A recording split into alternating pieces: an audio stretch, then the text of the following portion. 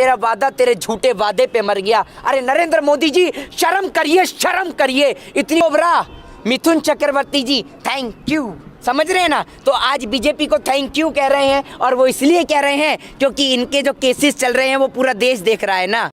सड़ा हुआ और देश को बेचने वाला प्रधानमंत्री पहली बार इस देश को मिला है। जो आप जब घर से वोट करने जाएं तो एक बार गैस सिलेंडर को प्रणाम करते हुए जाइएगा, क्योंकि आपका दिमाग खराब है क्या? आप भारत में रहते हैं, विदेश से आए हैं क्या? मैं सिर्फ एक ही मोदी का सफाया।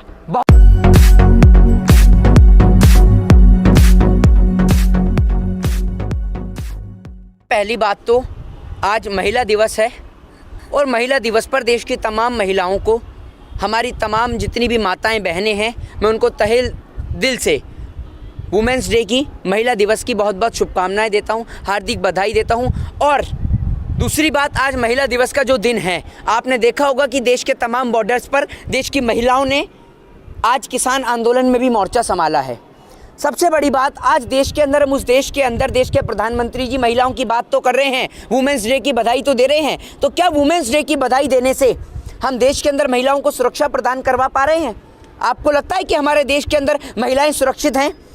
जिस देश के अंदर चिन्मयानंद और कुलदीप सिंह सेंगर जैसे लोगों को फूल की माला पहनाई जाती है, क्या उस देश के अंदर वुमेंस डे के नाम पर देश के प्रधानमंत्री जो बधाई दे रहे हैं, क्या उन्होंने महिलाओं के लिए करा है? फास्ट्रैक कोर्ट के नाम पर आज तक देश की महिलाओं को इंसाफ नहीं मिलता। देश की महिलाएं दर-बदर की ठोकरें खाती हैं और आज भी दहेज के नाम पर प्रताड़ित और शोषित होती हैं इस देश की महिलाएं। तो आखिर हम लोग वुमेंस डे सिर्फ एक ही दिन क्यों बनाते हैं? साल के 365 दिन क्यों हमारे देश में महिलाओं का सम्मान नहीं होता? और अब आप पूछिए बंगाल को लेकर।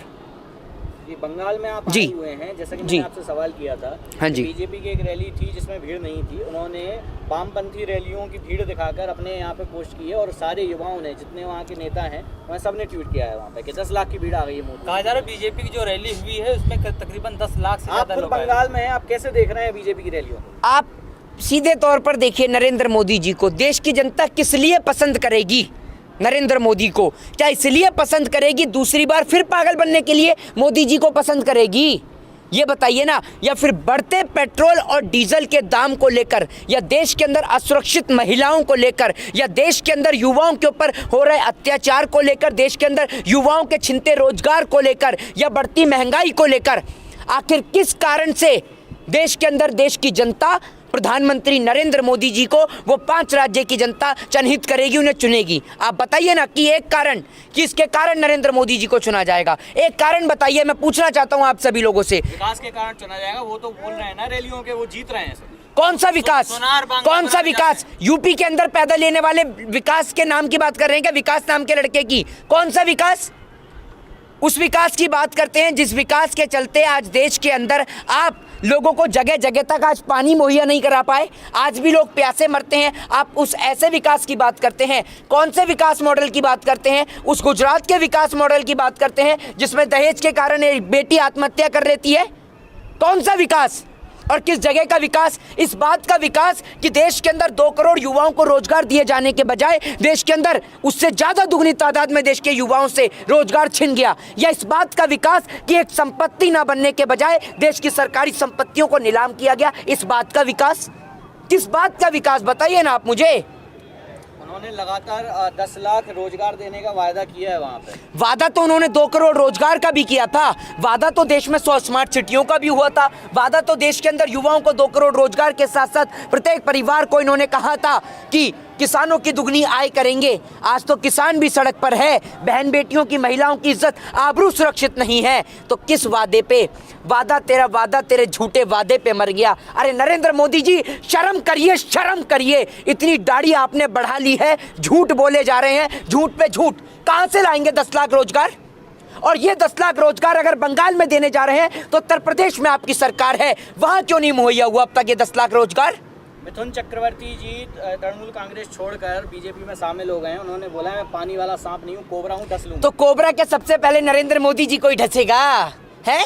ये कोबरे तो हैं ही सारे के सारे, ये तो हैं ही कोबरा।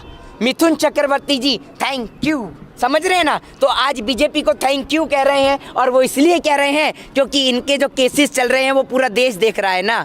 अरे मिथुन चक्रवर्ती जी, कम से कम आपको इन जैसे राजनेताओं को, अभिनेताओं को इतनी शर्म नहीं आती? इनके ऊपर तो थू है, वाकई में हकीकत में थू है। और इससे भी अगर कुछ गलत हो सके तो वो है इन जैसे लोगों के लिए। अरे आप देश के किसान के लिए खड़े नहीं होते, जब देश में बहन बेटियों के साथ बलात्कार होता है तब आप खड़े नहीं होते, लेकिन अपने राजनीतिक पराठे सेकने के लिए तो मिथुन चक्रवर्ती भी आ गए, तक दिनादिन करते हुए, थैंक यू करते हुए तुरंत भारतीय जनता पार्टी का दामन संभाल लिया और आ गए तुरंत आरएसएस के निक्कर में। पर वहाँ के जो नेता हैं बंगाल में, उन्होंने तो ये दावा कर दिया है ना कि 200% जो है वो भाजपा ही जीतेगी। अब आप इसको भी जुमला बता देंगे कहीं ना कहीं? इनों की क्या सेटिंग है वहाँ से? पहले से इनको चुनाव रिजल्ट पता चल गए क्या? कौन भाजपा का नेता कह रहा है, उसका नाम बताइए। मैं उससे सीधा पूछता हूँ, तुझे कैसे पता भाई कि 200% भाजपा जीत रही है? बेमानी पहले से ही कर रखी है क्या तैयारी? अगर बेमानी की तैयारी है या आपने बेमानी के पूरे चाल षड्यंत्र रच रखे हैं तो आप जीत सकते हैं। बेमानी नहीं, क्या पता विकास जो इस देश में हुआ है उसके तौर पर वो जीत जाए। एक बात मुझे बताइए, इस देश के अंदर मैं क्या विदेश से आया हूँ? मुझे तो विकास नजर नहीं आ रहा, आप ही गिना दो विकास। अच्छा, आपको विकास नजर नहीं आ रहा। वो कह रहे हैं कि सुनार बांग्ला बना देंगे, सुनार बांग्ला बना देंगे, और बांग्ला के अगर वोटर मान के चलिए अगर बीजेपी जीत जाती है तब फिर आपके दावों है बंगाली बाबू, तनिक ध्यान रखना थोड़ा सा कि आप कहते हो ना खूब भालो खूब भालो। अगर मोदी जी को वोट दिया ना तो कुछ भी भालो नहीं बचेगा, समझे? ये सब बेच देंगे। तो बंगाल हो जाए। सोने का बंगाल, सोने का यूपी हो गया है, यूपी सोने का हो गया। ये कटोरा थमा देंगे देश की जनता के हाथ में, सोने का बंगाल। सोने का बंगाल का मतलब समझते हैं? ये कह देंगे, गद्दे बिछवा देंगे सड़क पे ही कि हमने कही थी सोने का बंगाल, कि सोते ही रहिए आप, तो देश की जनता को ही सुला देंगे। ये समझ रहे हैं आप? महिला दिवस का अवसर है, 8 जी। मार्च का मौका है।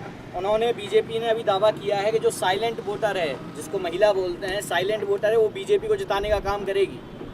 बिल्कुल करेगी, बीजेपी को हराने का काम करेगी। जो इनके में कोबरा जो आए हैं ना, नए नए कोबरा, उनके लिए महिला तैयार हो रही हैं और उनका स्वागत इसी प्रकार से होगा। कोबरा जो जहर उगल रहे हैं ना, क्योंकि देश को जहर उगलने वाले नेता नहीं चाहिए, देश को कोबरा नहीं, देश को संभालने वाले नेता चाहिए जो देश को आर्थिक रूप से, सामाजिक रूप से और राजनीतिक रूप से चला सकें। देश के अंदर सांपों की जरूरत नहीं, क्योंकि सांप को चाहे कितना भी दूध पिला लो, कोबरा की तरह वो जहर ही उगलेगा। और ये तो खुद कह ही रहे हैं कि मैं तो जहर उगलूंगा, मैं पानी वाला सांप नहीं हूँ। नेता है जिसने काम कर दिया, आप ही बता दीजिए।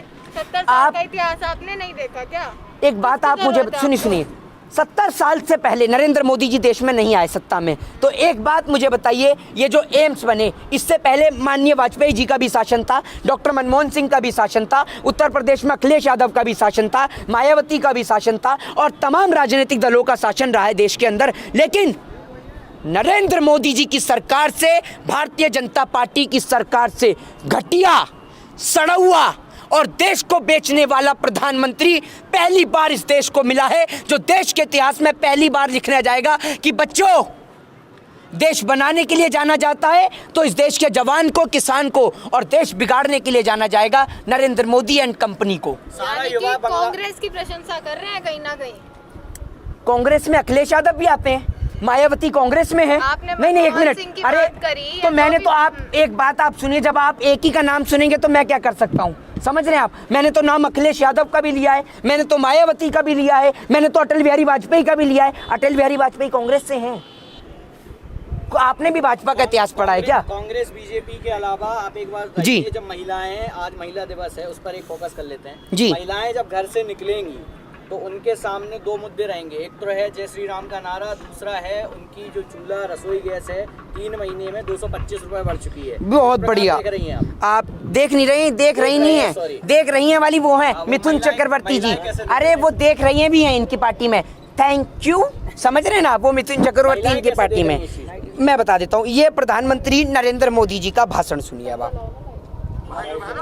जब आप 2 तारीख को वोट करने जाएं तो जरा घर में जो गैस सिलेंडर है ना, उसको जरा नमस्कार करके जाइए। तो देश की महिलाओं से, देश की बहन बेटियों से और हमारी माताओं बहनों से नम्र निवेदन है, विनम्र निवेदन है कि जिन 5 राज्यों में चुनाव है, एक बार गैस सिलेंडर को मोदी जी के कहने पे ही, क्योंकि ये मैं नहीं, ये देश के खुद प्रधानमंत्री जी कहते हैं। और एक बार और सुनिए प्रधानमंत्री मोदी जी को। भाइयों बहनों, जब आप 10 तारीख को वोट करने जाएं, तो जरा घर में जो गैस सिलेंडर है ना, उसको जरा नमस्कार करके जाइए।